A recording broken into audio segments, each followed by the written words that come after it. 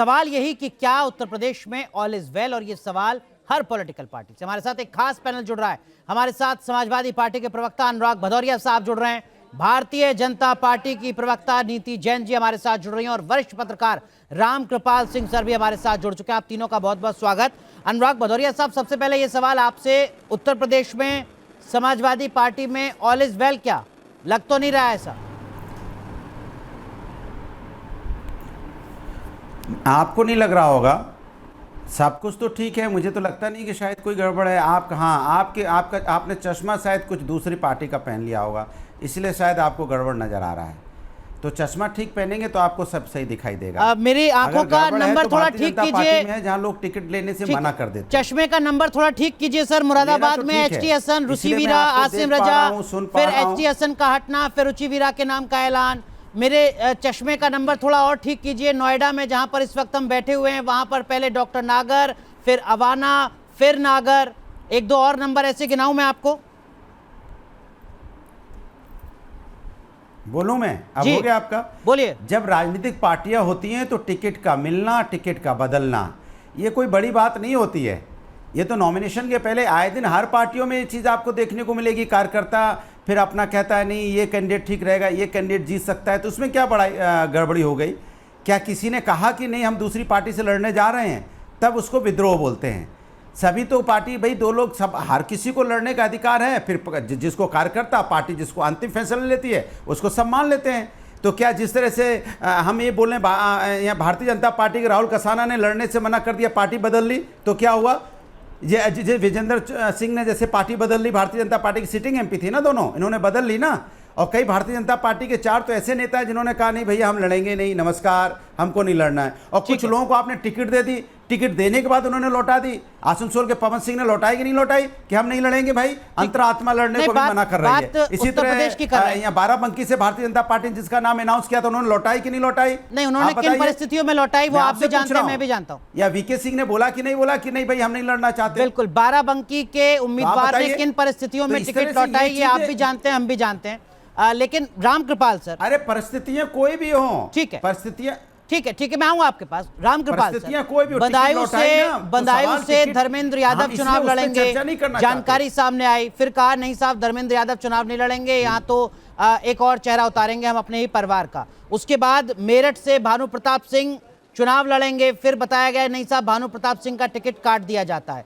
नोएडा का उदाहरण मैंने अभी दिया, और मुरादाबाद में जो कुछ हो रहा है पिछले 48 से 72 घंटे में वो हर कोई जान रहा है, देख रहा है। क्या ये प्री प्लान हो सकता है सर? मतलब ये क्या पार्टी ने पहले से तय कर रखा था, उसके हिसाब से ये सब कुछ चल रहा है? ये पार्टी का लोकतंत्र है, या वाकई सिर्फ फटव्वल वाली स्थिति है, या प्लानिंग में कहीं कमजोरी है? रामकृपाल सर। देखिए, मैं ये नहीं कहूँगा, लेकिन हाँ जी, जैसा कि अनुराग भाई कह रहे थे, देखिए ये इस पे तो कोई दो राय नहीं है कि BJP सपा के जो भी टिकट बंटवारे हुए हैं, वहाँ जैसे मान लीजिए आप मुरादाबाद हुआ, रामपुर सीट हुई, या जो आप कह रहे हैं यहाँ पर दो लोगों ने पर्चे भरे, ये अलग की बात है। लेकिन हकीकत तो ये है कि कहीं न कहीं पार्टी में अखिलेश पर बहुत बुरी तरह से दबाव है, और वो आजम खां का जो इलाका है, क्षेत्र है, वहाँ आजम खां की चल रही है, वो चाह रहे हैं उनके हिसाब से चीज़ें हो। कहीं अखिलेश थोड़ा प्रेशर में आए हैं, लेकिन जैसा वो कह रहे हैं कि देखिए हर पार्टी में होता है, मैं इस बात को मानता हूँ, अनुराग भाई जैसे कह रहे थे। लेकिन अब ऐन मौके पर थोड़ा सा यह होता है कि दो लोग, पार्टी के दो लोग एक सीट पर पर्चा भर दे रहे हैं सर, दो नहीं तीन, आसिम रजा भी वापस ले न ले, या किसी ने ले लिया, अभी जैसे हसन साहब चेक तो करवाए जी। तो ये जो है, ये कहीं न कहीं निश्चित रूप से प्रेशर तो है।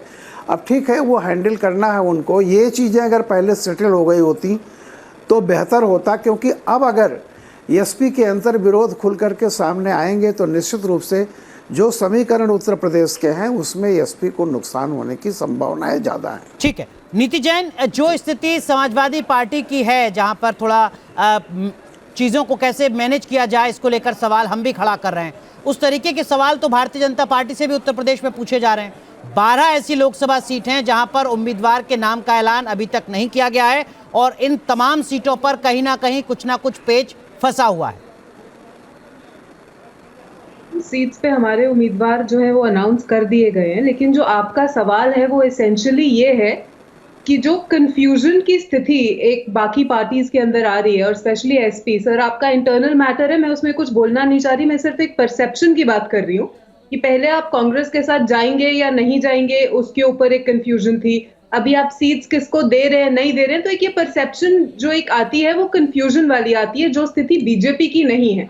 हमारी 12 सीट्स अभी अनाउंस नहीं हुई है, जो हो जाएंगी, वो फेज वाइज हम लोगों का हर चीज प्लान्ड तरीके से चल रही है और वो कंफ्यूजन वाली स्थिति जो है वो बीजेपी के हिस्से में नहीं आ रही है, वो ऑपोजिशन के हिस्से में आ रही है।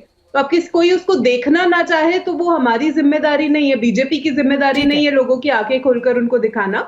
लेकिन बीजेपी एक बहुत ही प्लान्ड तरीके से अपनी सीट्स उन्होंने अनाउंस की है हम लोगों ने, और आगे बाकी की सीट्स भी अभी अनाउंस हो जाएंगी। अनुराग भदौरिया साहब, आप सुन रहे हैं बीजेपी की प्रवक्ता को, वो कह रहे हैं कि सपा और भाजपा में उत्तर प्रदेश में अंतर सिर्फ यही है कि हमारे यहाँ पर चीजें मैनेज्ड हैं, कहीं कोई कम्युनिकेशन गैप नहीं है, सर फटअव्वल नहीं है। ऐसा नहीं है कि मुरादाबाद में एक ही पार्टी के सिंबल का दावा लेकर 3 उम्मीदवार पहुंच जाएं।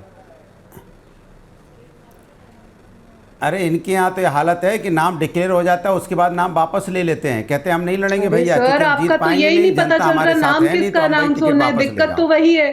तो और दिक्कत आप लोगों की ये भी है, लड़ना नहीं चाह रहा है, दिक्कत आप लोगों की ये भी है कि आपको बीजेपी के घर में क्या हो रहा है वो देखना है, अपने शीशे टूटे जा रहे हैं वो आपको दिखाई नहीं दे रहे। टिकट वापस तो दिक्कत सर आप लोगों की है, लेकिन आप लोगों की दिक्कतों को सॉल्व करने की जिम्मेदारी हमारी नहीं है। थैंक्सफुल आप तो ये बात मत बोलो कि आपके टिकट वापस हो रही है, और जहां तक राजनीतिक दल की बात होती है, हम तो कुछ नहीं बोल रहे, नहीं लड़ना, आपकी लड़ाई आपकी प्रॉब्लम आपकी प्रॉब्लम है सर, हमारे तो फायदे की बात है, हम क्यों आपको सही करने के लिए बोलेंगे। फिर जनता तय कर लेती है, लेकिन आपके यहाँ तो जवाब नहीं है, आप तो जवाब देने को तैयार नहीं हो कि आपके यहाँ लोग मना क्यों कर दे रहे हैं लड़ने से। आपके यहाँ तो लड़ने से ही मना कर दे रहे हैं। बीके सिंह साहब ने कहा नहीं भैया हम गाजियाबाद से नहीं लड़ेंगे, जिसको लड़ना लड़ाओ। 4 लोग पहले ही मना कर चुके, गौतम गंभीर मना कर चुके, लेकिन जो सवाल हम समाजवादी पार्टी से पूछ रहे हैं, या सवाल जो 12 सीटों को लेकर भारतीय जनता पार्टी से पूछा जा रहा है, वही सवाल कांग्रेस पार्टी से भी पूछा जा रहा है कि भाई रायबरेली और अमेठी पर अब तक इतनी चुप्पी क्यों, ये खामोशी क्यों, स्पष्टता क्यों नहीं अब तक? रामकृपाल सर, देखिए जहां तक सवाल,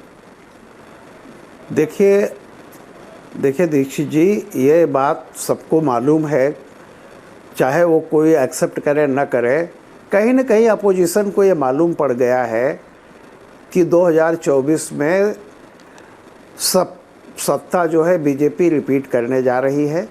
इसलिए अब क्या हो रहा है कि क्षेत्रीय पार्टियां जो हैं वो लोकसभा का चुनाव नहीं लड़ रही हैं, बल्कि आने वाले विधानसभा चुनाव के लिए वो देख रही हैं कि कहीं उनकी स्थिति कमज़ोर न हो। सारे समीकरण बंगाल से लेकर के उत्तर प्रदेश, बिहार, महाराष्ट्र इसी आधार पे किए जा रहे हैं। और कांग्रेस जो है वो एक ऐसी पार्टी हो गई है जो विपक्ष के मेले में खो गई है। हर क्षेत्रीय पार्टियां कांग्रेस से ही ताकत उठा रही हैं, और कांग्रेस जो चाहे महाराष्ट्र देख लीजिए वहाँ, ऐसे उत्तर प्रदेश की स्थिति है।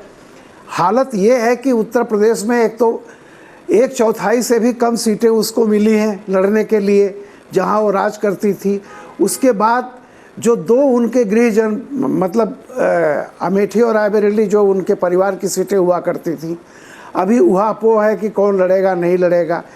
देखिए होता क्या है कि जब जो पार्टी ये मुश्किल में होती है उसके यहाँ पे कैंडिडेट मिलना और कैंडिडेट के टिके रहना बड़ा थोड़ा सा दिक्कत होती है। कांग्रेस को भी ये प्रॉब्लम अब उत्तर प्रदेश में फेस करनी पड़ रही है, बाकी स्टेट में फेस करनी पड़ रही है, उनको अच्छे कैंडिडेट नहीं मिल रहे हैं। अब आप देखिए जो बात अरुणाचल में 6 विधायक, बताइए आप कैसे ये करेंगे? आप सहयोगी हैं कांग्रेस पार्टी के, कांग्रेस के प्रवक्ता नहीं है लेकिन आप सहयोगी हैं कांग्रेस पार्टी के। वो करें कि विपक्ष ये मानकर चल रहा है कि 2024 के नतीजे विपक्ष के पक्ष में नहीं है, इसलिए भले ही कांग्रेस आपकी सहयोगी है, 2024 के लिए नहीं 2027 के लिए ये लड़ाई पूरी गठबंधन की जा रही है। और जो सवाल रायबरेली और अमेठी को लेकर है, वो सवाल तो राहुल अखिलेश यादव को लेकर भी है।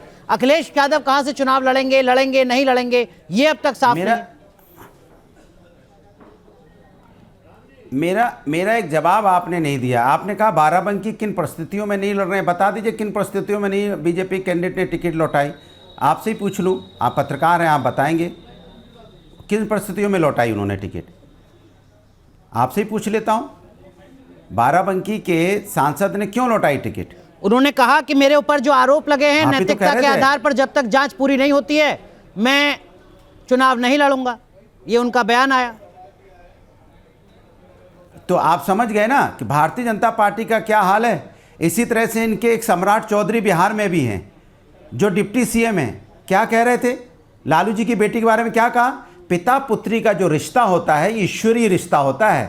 एक बाप अपनी बेटी को किस तरह से पढ़ा के बड़ा करता है। बाप अगर गरीब है तो खुद पैदल चलता है, लेकिन अपनी बेटी को ऑटो रिक्शा में या स्कूटी से स्कूल भेजता है। बाद में बेटी बड़ी होती है, कामयाब होती है। अगर बाप की मदद करेगी तो बाप का क्या ये रिश्ता ऐसा हो गया कि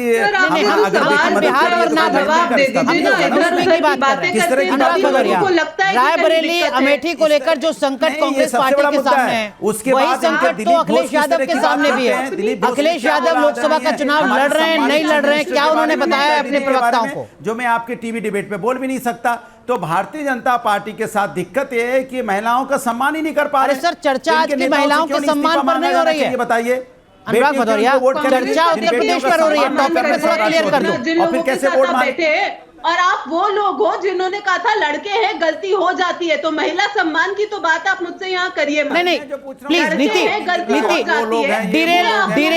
डिरेल मत कीजिए प्लीज चर्चा को। अनुराग भदौरिया, चर्चा महिलाओं के सम्मान की नहीं है प्लीज, शायद आपको गलत विषय बताया गया है। चर्चा उत्तर प्रदेश की राजनीति पर है, प्लीज डिरेल मत कीजिए। अनुराग भदौरिया, मैं अपने सवाल को दोबारा पूछूं। अमेठी और रायबरेली में कांग्रेस के नाव उम्मीदवार ना उतारने के पीछे की क्या वजह आपको नजर आती है? अनुराग भदौरिया, सवाल तो सुन लीजिए सर, सवाल सुन लीजिए, जवाब आपको वही देना है जो आप सोच कर आए। अखिलेश यादव लोकसभा का चुनाव लड़ेंगे या नहीं लड़ेंगे? एन के मुद्दों पे भाग रहे हैं आप। अनुराग भदौरिया, मैं आप किसकी बात कर रहे हैं? आप अखिलेश यादव लोकसभा का चुनाव लड़ रहे हैं, वो आपको समय आने पे पता चल जाएगा आपके पेट में दर्द क्यों हो रहा है। रायबरेली और अमेठी से कांग्रेस के उम्मीदवारों का ना उतरना अब तक आपको लगता है कि कार्यकर्ताओं में एक अच्छा मैसेज नहीं जा रहा है? अनुराग भदौरिया, अरे कार्यकर्ता मजबूत हैं, अपनी जगह मजबूती से लड़ रहे हैं, लेकिन आप बताइए सम्राट चौधरी से इस्तीफा मांग रहे हैं। अरे सर, बिहार की चर्चा नहीं हो रही है, महिलाओं के सम्मान की चर्चा आज नहीं हो रही है। शायद आपको टॉपिक नहीं पता है भदौरिया साहब, आज उत्तर प्रदेश की बात कर रहे हैं हम।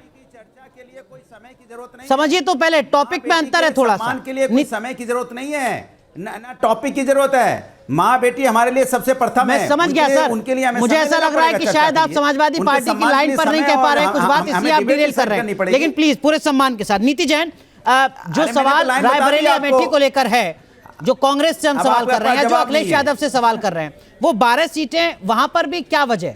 क्या समीकरण भारतीय जनता पार्टी के पक्ष में भी नहीं है? और उसके साथ साथ एक आंकड़ा और ऐड कर दूं, 2014 के मुकाबले 2019 में भारतीय जनता पार्टी की सीटें उत्तर प्रदेश में कम हुई हैं। 2017 के मुकाबले 2022 के विधानसभा चुनाव में भारतीय जनता पार्टी की सीटें उत्तर प्रदेश में कम हुई हैं। आपके लिए राह आसान है? ऐसा बिल्कुल नहीं है 24 में। देखिए अनुराग जी, हमें बीजेपी में कभी ऐसा नहीं लगता कि हमारी राह आसान है। इसीलिए अगर पूरी हम लोगों के फेवर में एक जो हवा कहते हैं वो बनी भी हुई है, तब भी हमारी जमीन पर मेहनत कम नहीं हुई है। तो ये कहीं से हमारी अजम्पशन नहीं होती है, हम लोग मेहनत लेकर चल रहे हैं। जो 12 सीट्स की आपने बात करी है, हमारे यहाँ एक सीईसी की बैठक होती है, नीचे से नाम आते हैं, तो वो एक प्रोसेस होता है और फेज वाइज जो हम लोगों का लिस्ट है वो डिक्लेयर होता जा रहा है। लेकिन कहीं पर किसी ने मीडिया में आकर कोई कंप्लेन नहीं करी है, हमारे यहाँ से कहीं कोई ओपनली कोई डिस्कशंस नहीं हो रहे कि इसको क्यों दे दिया, उसको क्यों दे दिया। तो एक प्लान है, एक स्ट्रक्चर है, जिस प्रोसेस से हमारा सारा काम होता जा रहा है। तो उसके अंदर बीजेपी की 12 सीट्स बची हैं, बाकियों का तो जो मेन 2 सीट्स है उसका नहीं पता है। जो इनके फैमिली बैस्टियंस कहलाए जाते थे कांग्रेस पार्टी के, उनका भी आज तक नहीं पता है कि वहां कोई लड़ रहा है नहीं लड़ रहा है, गांधी परिवार वापस यूपी में आ रहा है नहीं आ रहा है। तो तो मुझे ऐसा लगता है कि जो ये ऑपोजिशन की प्रॉब्लम्स हैं वो उनके लिए ज्यादा महत्वपूर्ण है। ठीक है। और हम रामकृपाल लोगों का सर, जो प्रोसेस है वो चल रहा है, पश्चिमी उत्तर प्रदेश में हो जाएगा। 83% अनुराग भदौरिया कुछ कहना चाह रहे हैं। अनुराग भदौरिया, जब किसानों पे लाठी बरसेगी रात तो कठिन हो गई, छात्रों पे अरे लाठियों मेरे की भाई, बौछार आप होगी रात अपनी तो कठिन चिंता होगी, क्यों नहीं पेपर कर लीक लेते होगा रात तो अनुराग कठिन जी? होगी, तो रात तो आपको कठिन है हमारी आपकी, चिंता मैं है, मानता हूं। उसकी हमें बहुत खुशी है, बहुत बहुत धन्यवाद आपका। आप अपनी चिंता क्यों नहीं कर लेते? डाटा आया है, आप अपना तो बता दीजिए भाई, अखिलेश जी चुनाव लड़ रहे हैं कि नहीं लड़ रहे? बेरोजगार है, आप हमारी राह की चिंता मत करिए, हमारी राह की तो हम चिंता कर लेंगे। राह कठिन है हमारी पूरी पार्टी जो कि अच्छी भरी पूरी पार्टी है, जो आपस में लड़ाई झगड़े में नहीं व्यस्त है, ठीक है, माफ कीजिए, आप दोनों को रोक रहा हूं। रामकृपाल सर, 2014 के मुकाबले 2019 का आंकड़ा मैंने बताया कि 2017 के मुकाबले 2022 में बीजेपी की सीटें घटी, विधानसभा में भी और लोकसभा में भी। लेकिन एक बात जो बीजेपी के पक्ष में जाती है वो ये कि इन चारों विधानसभा और लोकसभा चुनाव में बीजेपी का वोट प्रतिशत बढ़ गया। आपको लगता है कि बीजेपी के पक्ष में इस बार चीजें जा रही हैं, या जिस तरीके का समीकरण सपा और कांग्रेस का बना है वो मुश्किलें कुछ बढ़ा सकता है, जैसा दावा अनुराग भदौरिया कर रहे हैं?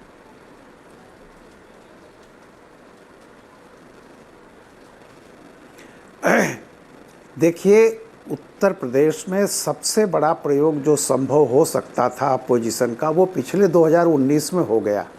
सपा और बसपा के मिलने के बावजूद बीजेपी वहाँ 63 सीटें जीतने में कामयाब रही। और देखिए, समाजवादी पार्टी वहाँ मेन अपोजिशन है बीजेपी की जी। लेकिन अगर आप देखें तो 14 में भी और 19 में भी समाजवादी पार्टी के सिर्फ 5 सीटें आई थी। 14 में भी 5 और 19 में भी 5। यानी जनता समाजवादी पार्टी के परिवार को तो जिता देती है लेकिन पार्टी को वोट नहीं दे रही है। तो मेरा ये कहना है कि देखिए, बीजेपी 73 से 63 आ गई, वो तब आई जबकि आप सबसे मजबूत जो गठबंधन, सामाजिक गठबंधन होता है जी। जैसे मिले मुलायम काशीराम एक जमाने में हुआ था, वैसे ही मायावती और अखिलेश के मिलने के बावजूद आप देखिए कि समाजवादी पार्टी सिर्फ 5 सीटें पाई जी।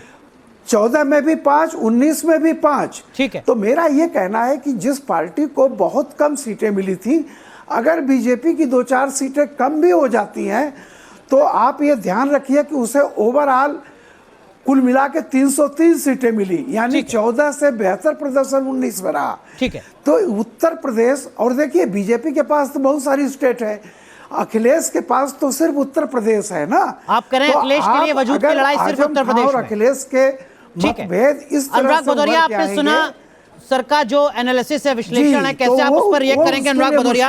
और देखिए, अब 2019 के मुकाबले 24 में परिस्थितियां ऐसे भी बदली बीजेपी के पक्ष में कि एक तरफ राजभर है पूर्वांचल में और पश्चिमांचल में जयंत चौधरी, और साथ में राम मंदिर भी बन चुका है अयोध्या में। अनुराग भदौरिया, देखिए सवाल यह है कि इस बार जो चुनाव होने जा रहा है वो राष्ट्र के मुद्दों पे होगा, महंगाई पे होगा जो कमर तोड़ है, बेरोजगारी पे होगा जो आप देख रहे हो, आईएलओ की रिपोर्ट आ गई है, 83% युवा बेरोजगार है।